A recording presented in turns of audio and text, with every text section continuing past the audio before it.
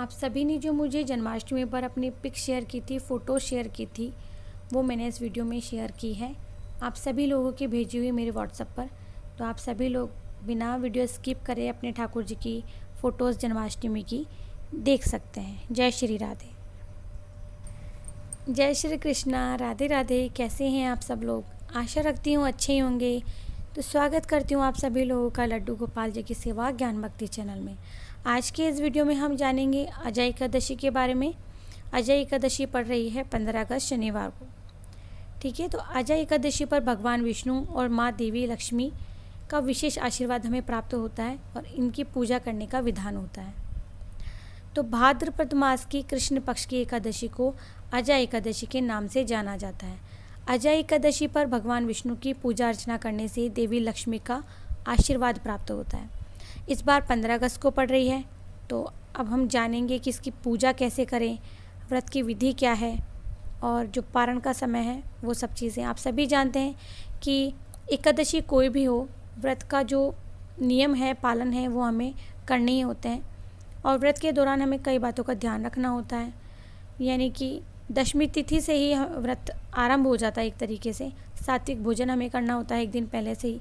व्रत का संकल्प लेना होता है एकादशी तिथि को, और व्रत का पारण जो होता है वो हमें शुभ मुहूर्त में ही करना होता है।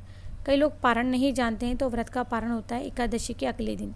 क्योंकि हम लोग फलाहार रखते हैं या निर्जला रखकर व्रत करते हैं, तो जब हम भोजन नहीं करते तो हमारा वो व्रत ही माना जाता है।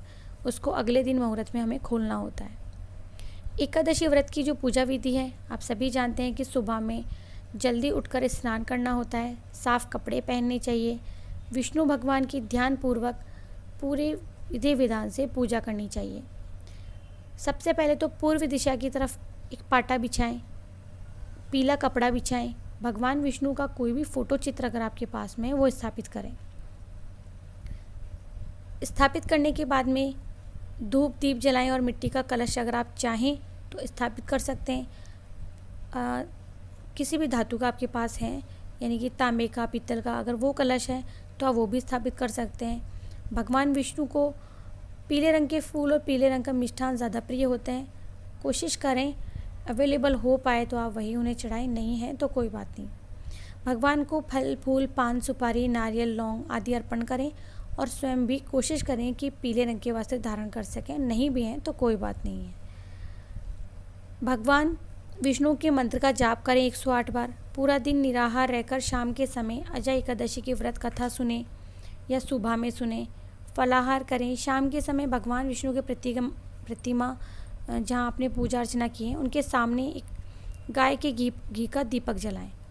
दूसरे दिन सुबह आपको ब्राह्मण को दान करना है, उसके बाद में ही आपको स्वयं भोजन करना है। दक्षिणा देनी है।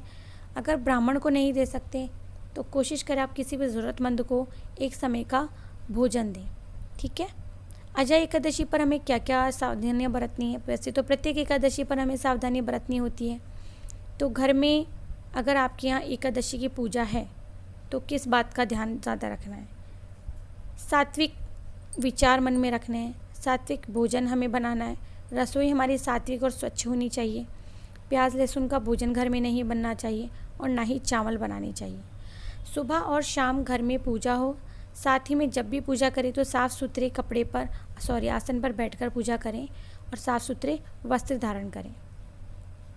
साथ ही में घर में शांति का माहौल हमें बनाए रखना चाहिए। पूजा शुरू करने से पहले ओम नमो भगवते वासुदेवाय और ओम श्री श्रीय नमः मंत्र का 108 बार जाप करना चाहिए। जो पूजा का मुहूर्त है वो देखिए। एकादशी जो तिथि है वो जो आरंभ हो रही है वो है 14 अगस्त, यानी आज से 2:01 से प्रारंभ हो गई है। एकादशी व्रत का पारण जो है वो 16 अगस्त को 5:52 से 8:30 तक है।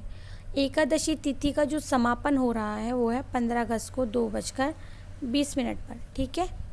तो पारण का समय मैंने बता दिया, 16 अगस्त को 5:52 से और 8:30 तक। तो ये तो था हमारा एकादशी का पूजा का मुहूर्त, पारण का मुहूर्त, पूजा विधि आदि। अब हम इस व्रत की कथा जानेंगे और जानकारी लेंगे। तो ये जो अजय एकादशी व्रत है, इसे करने से अश्वमेघ यज्ञ का फल प्राप्त होता है। माना जाता है कि एकादशी का व्रत अनेकों पुण्य देने वाला होता है। सभी वैष्णव या श्री कृष्ण के भक्त उनकी प्रसन्नता के लिए ये व्रत इसलिए करते हैं ताकि मृत्यु से पहले उन्हें भगवान के दर्शन हो। साथ ही में ये भी कहा जाता है कि एकादशी का व्रत मोक्षदायक होता है। इस दिन व्रत करने से जीवात्मा मृत्यु के बाद भगवान विष्णु के धाम यानी बैकुंठ धाम में वास करती है। तो ऐसी कई चीज़ें होती हैं जो बहुत ज़रूरी होती हैं जानने के लिए। पूजा की विधि मैंने आपको बता दी है। कोशिश करें कि भगवान को आप जब चंदन का तिलक लगाएं तो स्वयं को भी आप तिलक ज़रूर से लगाएं, चंदन का टीका ज़रूर से लगाएं। भगवान विष्णु की आरती करना बहुत ज़रूरी होता है। अगर आपके पास कुछ भी नहीं है तो कोशिश करें फलों का भोग ही आप लगा दें, मौसमी फलों का भोग लगा दें। साथ ही में एक बात का विशेष ध्यान रखना होता है कि आपको प्रत्येक खाने पीने की वस्तु में भगवान को जो भोग लगा रहे हैं उसमें तुलसी दल का होना बहुत ज़रूरी होता है। अब हम अजय एकादशी की जो व्रत की कथा है वो जान लेते हैं। भाद्रपद माह की एकादशी के बारे में युधिष्ठिर के पूछने पर भगवान श्री कृष्ण ये कहते हैं कि यह एकादशी सभी पापों का नाश करने वाली है। इससे बैकुंठ धाम की प्राप्ति होती है। हरिश्चंद्र नाम का एक चक्रवर्ती राजा था। समय की मार पड़ने के कारण उसे अपना राजपाट छोड़ना पड़ा। वह चांडाल का दास बनकर जिंदगी बिताने को मजबूर हो गया। लेकिन वो अपनी ऐसी ज़िंदगी से खुश नहीं था। हर पल सोचता था कि किससे जाकर अपना दुख कहे, क्या कोई मेरी परेशानियों को मुझसे दूर कर पाएगा। कई महीनों तक कोई रास्ता नहीं मिला। एक दिन अचानक ऋषि गौतम उन्हें मिले। राजा उन्हें देखकर बहुत प्रसन्न हुए, प्रणाम किया, कहा, हे प्रभु, मेरे जीवन में गहन दुख है, इसके निवारण के लिए उपाय बताएं। ऋषि गौतम ने कहा, हे राजन, एक हफ्ते के बाद अजय एकादशी का व्रत है। उस दिन आप व्रत करें, आपके सभी परेशानियों का नाश हो जाएगा। ऋषि के कथन के अनुसार राजा ने विधि पूर्वक व्रत किया, व्रत का पारण किया और इस व्रत के प्रभाव से राजा को उनका राज्य वापस मिल गया। मृत्यु होने पर वह राजा बैकुंठ धाम गया और अजय एकादशी की कथा पढ़ने और सुनने से उसे अश्वमेध यज्ञ का फल प्राप्त हुआ। तो देखिए, कोई भी जब व्रत हम करते हैं उसकी कथा सुनना बहुत ज़रूरी होता है। ये हमारे अजय एकादशी व्रत की कथा थी जिसे मैंने सूक्ष्म रूप में सुनाया है ताकि वीडियो ज़्यादा बड़ा ना हो जाए। देखिए, अगर आप गौर करें तो इस बार क्या हो रहा है कि हिंदू पंचांग के अनुसार ना अजय एकादशी जो आरंभ हो रही है वो 14 अगस्त को शुक्रवार को 2 बजे शुरू हो जाएगी, 2:01 पर, ठीक है। और 15 अगस्त को दोपहर 2:20 तक ही रहेगी। लेकिन व्रत का पारण अगले दिन है। अब हो सकता है आप लोग ये कहें कि दी एकादशी तो 2:00 पर ये ख़त्म हो रही, तो क्या हम इतने बजे व्रत खोल लें? तो मैं ये कहूँगी, जो लोग पूर्ण एकादशी में ही करना चाहते हैं, व्रत खोलना चाहते हैं, यानी कि फलाहार करना चाहते हैं, वो 2 बजे से पहले कर सकते हैं। बाकी जो लोग ऐसा सोचते हैं कि सूरज डूबने से पहले हम लोग जो है फलाहार कर लें, तो वो भी कर सकते हैं, क्योंकि हमारे प्रभु केवल भाव के भूखे हैं। ये सभी नियम हम लोग निभा रहे हैं, लेकिन होता ऐसा है कि नियम उसी हद तक निभाए जाएं जो कि आपको सूटेबल हो। जैसा कि हो सकता है कि आपको सूटेबल ना हो तो आप उस हिसाब से करें, घर में किसी और से भी पूछें, क्योंकि होता अक्सर ऐसा है कि हम लोग जब कुछ बताते हैं या आप कहीं और से सुनते हैं तो हमें वापस से आप बोलते हैं कि दी आपने ये बताया था, हमने वही किया है। तो कुछ आप अपने घर के बड़े बुज़ुर्गों से भी सलाह लें। तो वैसे तो ये होता है कि आप जो एकादशी आने वाली है अगले दिन, उसमें आपको क्या करना होता है, जो एक दिन पहले आप भोजन करते हैं वो सात्विक करते हैं और वो रात्रि में नहीं, पहले ही कर लेते हैं। हमें दातून वगैरह पहले से करना होता है ताकि हमारे दांतों में कोई भी अन्न का अंश ना रह जाए। तो कई लोग ऐसे होते हैं जो निर्जला व्रत रखते हैं, या कई लोग फलाहार व्रत रखते हैं। और व्रत रखने वाले को क्या होता है, रात में ही हमें एक दिन पहले से ही हमें मन में सोच लेना चाहिए, हम प्रभु का स्मरण करें, श्री हरि का स्मरण हमें करते रहना चाहिए। तो ये तो थी व्रत के बारे में कुछ ज़रूरी चीज़ें। और कोशिश यही करें कि प्रत्येक एकादशी पर आपके पास भगवान विष्णु की प्रतिमा है तो आप गंगा जल से स्नान करवाएं, पंचामृत से स्नान करवाएं, और जो पंचामृत से स्नान करवाया जो चरणामृत बन जाता है उससे आप अपना व्रत खोलें, ठीक है। तो इस दिन आप चाहें तो विष्णु सहस्त्र नाम पाठ भी आप कर सकते हैं, दान आप दे सकते हैं। तो कथा मैंने आपको सुना ही दी कि सत्यवादी राजा हरिश्चंद्र जी से जुड़ी हुई है, जो कि अत्यंत वीर और प्रतापी थे, महादानी थे और अपने वचन को निभाने के लिए उन्होंने अपने पुत्र और पत्नी तक को बेच दिया था और खुद भी एक चंडाल के सेवक बन गए थे। तो ये कुछ जानकारी हमें पहले से रखनी होती है, जानना होता है, कुछ नियम और कुछ संयम रख कर के हमें व्रत करना होता है।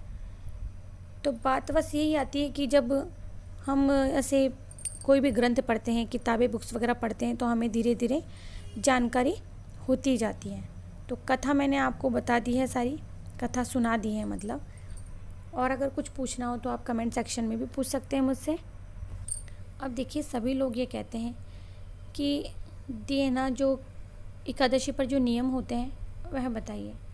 तो हर वीडियो में ज़्यादातर मैं नियम बताती हूँ, लेकिन फिर भी कुछ नियम है, जैसा कि एक दिन पहले से सात्विक आहार लेना, रात्रि में भी ब्रह्मचर्य के नियमों का पालन करना, अगर आप शादीशुदा हैं तो, वैवाहिक जीवन अगर आप व्यतीत कर रहे हैं तो, रात्रि में ही आपको एक दिन पहले ही दातुन करके सोना चाहिए ताकि हमारे दांतों में कोई भी अन्न का अंश ना रह जाए।